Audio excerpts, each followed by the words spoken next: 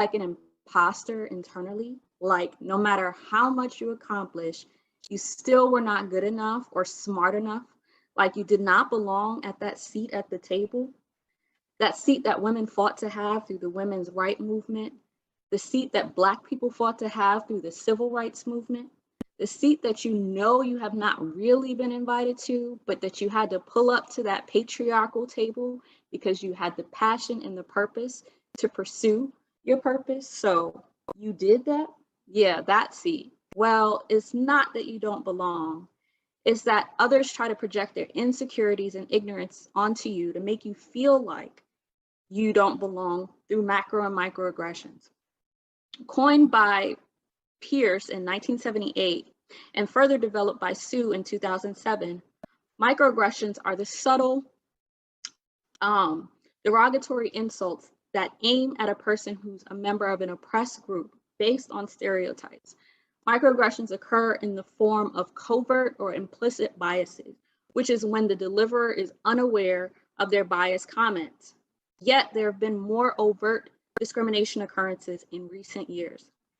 Those are considered to be macroaggressions. For instance, have you ever been in a meeting speaking and a person from the majority group, white or male, cuts you off and talks over you? Or worse, have you ever been in the middle of a presentation and a person from the majority group questions your knowledge, skills, and abilities in front of others? Real talk, I was presenting on a live webinar last month talking about the importance of bringing a diversity, equity, inclusion, and belonging lens to organizational decision-making. And the white female client cuts me off to say, I thought you were going to talk about Juneteenth. And I pause, I'm thinking, why? Because I'm Black? This was a macroaggression, as the client kept interrupting me throughout my portion of the presentation and did not interrupt my white colleague, not once during her part of the presentation. Or have you ever had someone from the majority group say to you, you speak so well, or you're always changing your hair, or if you're in a meeting, they ask you to take notes? This is a microaggression, and it's more covert or implicit. Although they're referred to as slights, they're more like slices that slowly chip away at you, leaving scars of self-doubt, self-selecting of how you should show up in the space where you feel you don't belong, where you fear being your authentic self because of the constant battle with these macro and microaggressions that you're met with. These feelings are called the imposter phenomenon, and it refers to high-achieving women's internal experiences of intellectual phoniness and self-doubt. And self-doubt is real. No matter how much you may have accomplished, imposter phenomenon makes you feel like it's not enough. So for me, I was born and raised in the South Bronx, New York. I am a wife, a mom, and a child of God. I've gotten my bachelor's degree in mass communications with a minor in psychology. I have my master's in industrial and organizational psychology. I'm also a doctoral candidate pursuing a degree in organizational leadership. I'm a strategy and advisory consultant. I'm a certified professional diversity coach. I'm a diversity coach instructor. I'm also the founder and CEO of Couture Coaching. And I'm the founder and CEO of Divine Destiny Publishing. And I'm also an author of Out of the Wilderness, Weathering Life's Storms, From Trials Through Triumph, a spiritual poetry book. But despite all of these accomplishments that I achieved, while still battling anxiety and depression, I still felt like an imposter in the leadership spaces that I entered. I thought it was me, something I wasn't doing right, but I let others' limited views of themselves place limitations on my abilities to walk in my God-designed destiny. So I dug deeper in my dissertation research and found that there have been no considerations made for the environment in which imposter phenomenon ignites due to the fuel and the fire of macro and microaggressions. And although we are in a pivotal point in American history where racial reckoning and systemic injustices have greater visibility, there are some organizations who are just not ready to address the detrimental impact that these derogatory insults have on their minority population. So today, I want to take the focus off of the scars and shed light on the shining stars that may have been dimmed due to the diminished capacity to deal with the weight of these painful poisons of racial gender discrimination in the form of macro and microaggressions.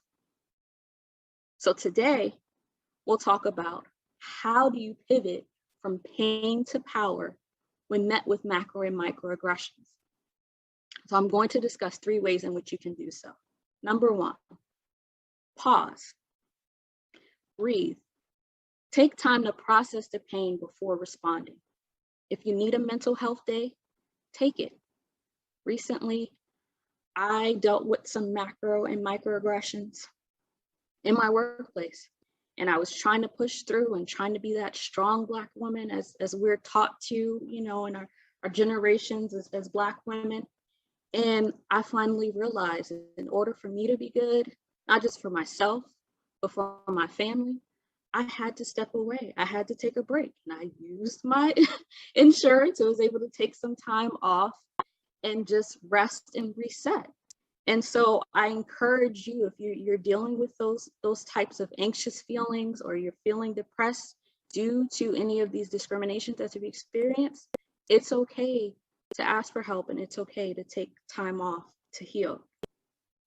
Also, meditation and prayer works for me. That was super instrumental in helping me to heal during my time off. But for you, it may mean reading a book while taking a relaxing bath, or having a spa day to unwind and release the stress of the traumatic event. Practice self-care and self-compassion, because if you don't care for you, no one else will. Now, the second way in which you can pivot from pain to power when met with macro and microaggressions is to pronounce. Pronounce means that now that you've paused, and when you're ready, or if you feel comfortable, bring the macro or microaggression offense to the attention of the offender. In the case of microaggressions, sometimes they are unconsciously committed due to implicit bias, and communicating to the offender may bring about an understanding.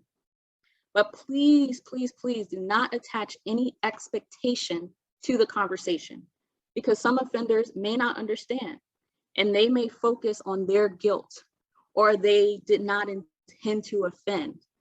For instance, I did confront the offender, and they made excuses, or they said, "I'm sorry if you felt that way," that diminished apology. And I explained it's not if, that is how your actions impacted me. So again, it's not about the intent, it's about the impact it has on you. In other cases, such as macroaggressions, you may need to bring the offense to the attention of your supervisor, but again, don't have any expectations, because they may not be comfortable handling the situation, as organizations may not be ready to address the macro and microaggressions behavior. So pronouncing to others may not always be an option, and that's okay, but it's essentially important to pronounce to yourself through affirmations. Remember who you are and whose you are, not who others label you as based on their own limitations.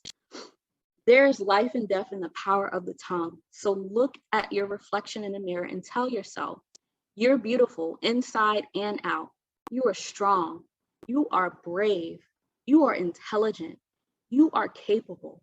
You are fearfully and wonderfully made. You are qualified. You are royalty. The final way in which you can pivot from pain to power when met with macro and microaggressions is to prosper. Although these harsh winds of derogatory insults blow, your branch might bend. Oh, it will bend, but it will not break, because you are bigger than the bigotry. You have a purpose. After being met with macro and microaggressions like me, I'm sure many of you may have felt disrespected, deflated, discounted, and maybe even defeated. But I'm here to tell you today that no weapon formed against you shall prosper. So reposition your crown, sis, and remember that your divine destiny is just on the other side of that door. And while opposition may be in front of the door, it does not have to define who you are. So speak positively over yourself. And like the women pictured here, continue to press towards the prize. Continue to pursue your passion and purpose on your path to prosper. Thank you.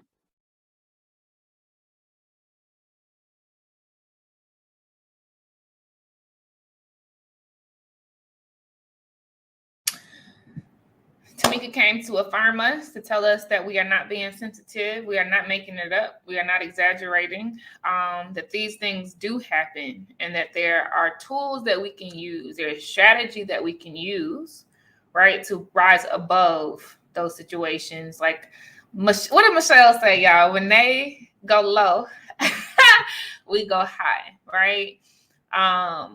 So I think those are really, really powerful. Y'all help me out with the P's in the chat. The first one was pause. The second one was what? Was it pronounce and not accept? Yep. And not place expectation on the conversation. It's more so that we are, right, pronouncing what just happened and we don't get flustered about them, being fooled up. I think that's powerful. And then what is the third one? Somebody help me in the chat. Yep. Prosper. Love it, love it, love it. And seriously, you guys, this feels very familiar to us. So it feels good. It feels easy, but this is still world-class information. Did y'all see her rap sheet? Did y'all see, what she's done? And she talked about leveraging her dissertation, right, to pick into this and to be a thought leader in her industry, right? So know that you are here investing in yourself in a very, very real way. None of this stuff is watered down. This has been so rich and we're only on day 2, right? But that's the point of this, so that our movement in entrepreneurship is easy, just as easy as other people, right? Who are the majority, air quotes the majority, because I'm still not sure the numbers are right, but right. This is amazing because you are here. This is incredible because you are giving feedback and you are engaging, and lives will be forever touched because you're in school right now with your sisters, right? Rising up, getting your second win, man, learning how to avoid burnout, right? And how to rest for tactical warfare so that you can go out there and not ask for permission and build the tables, right? So I'm so proud of y'all. Before I close this out, I want to give shouts out to those who have climbed the leaderboard. Again, 15 people are going to get legit prizes in their hand. I will email you just so you know how you get the stuff and ask for your email address. It'll be me, I promise. And you're going to get physical goods. And the top 3 will actually get some service, some very, very, very robust services. So shouts out, wow, to Trella with 3,210 points in 2 days. What? Okay, sis. Trella been in all these sessions. Okay, all these sessions. Shouts out to Kenya. Kenya's been at the top for a while, as well as Keisha. So Kenya has 3,180 points. Keisha has 2,240 points. And then we have a whole bunch of others. Let me give you the top 15, though. Number 4, we have Lydia. Number 5, we have Nina. Number 6, we have Tabitha. Number 7, we have Jazz. Number 8, we have Pakita. Number 9, we have Aisha. Number 10, we have Chinaka. Y'all, that's my daddy. My daddy has been watching his baby. Probably the only man in this thing, but watching his baby this whole time, that support. I meant it during the vision board party when I said, like, my parents show up for me, y'all. So beautiful. We have Stacy at number 11, Sharika at number 12, 13, we have Michelle, 14, we have Nefertiri, love you, sis. And 15, we have Kayla. Keep it going, y'all. If you want to know how to get points, look at the activities. It's the way you engage, setting up one-on-one meetings, showing up the sessions, showing up in the lounge, doing speed networking, going inside of the booths, raising your hand and speaking on stage. All of those things, adding your social media links to your profiles. But again, my purpose, my goal, even though it feels good and I want it to feel good, it should feel good. I came to Africa to do this so that I could feel good every day, right? Like, I ain't waiting for permission, right? My purpose for doing this is so that you all feel how easy this is, and you move this way in the world. You show up and you shake hands and do collaborations. You do your pitch on the elevator, like, what's up, sis? This is my business. Do you want to work together? Right? You show up at networking events with your head held high and being yourself. Right? And not worrying about removing the thickness of your accent and stuff. That's crazy talk, y'all. Professionalism is just showing up and being a good human being. Okay. So just know that, feel this, and move in the world differently because of it. I'm going to throw y'all back into the lounge so you can enjoy before I go, since we have a few minutes before 6 o'clock. But hey, I'm fine to let you go now. Like we say in those corporate meetings, I can give you 11 minutes back. Does anyone want to say anything at all? You have an opportunity right now to come on the stage. Aw, Daddy, a lot of people said hey to you. Love you. Do you want to raise your hand and say anything? No pressure at all. I'm just gonna call out Cortesia again. Like, her sessions are coming up, but you have a branding genius. I really do mean that. I don't say that lightly in the house. So if you want to chop it up with her, DM her and figure out what table y'all can go to and just get some tips. She was fussing at y'all about trademarking on the feed, so I hope y'all watch that. But let's get it. All right, I don't see any questions or hands raised, so that's cool. I'm gonna let y'all go. Raise your hand so she can. Ooh. Oh yeah, Sharika, your daughter can say hi. Okay, Sharika and her daughter are coming up to the stage. Oh, hello. Hi. Hi, baby. Oh, yeah.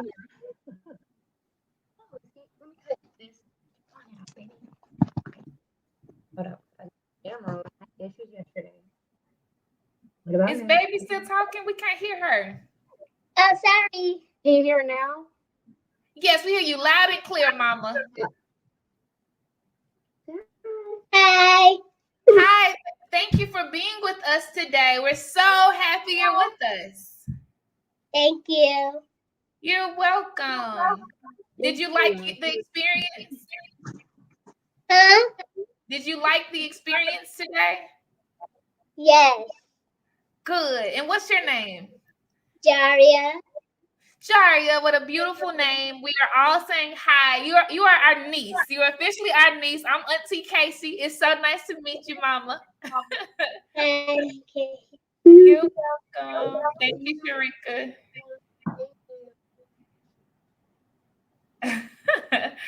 Oh, that was so sweet. Future world leader. That's right, Bakita. We love the kids. Anyone else? Last call.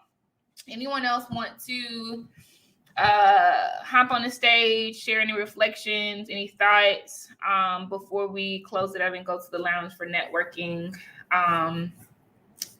The offer is open. If not, no worries. I will throw y'all into the lounge and let you get to it. All right, and I'm gonna say this to anybody who's in the room right now. I can't count that this fast, but we probably got about 40 people in here. I'm gonna say this to y'all.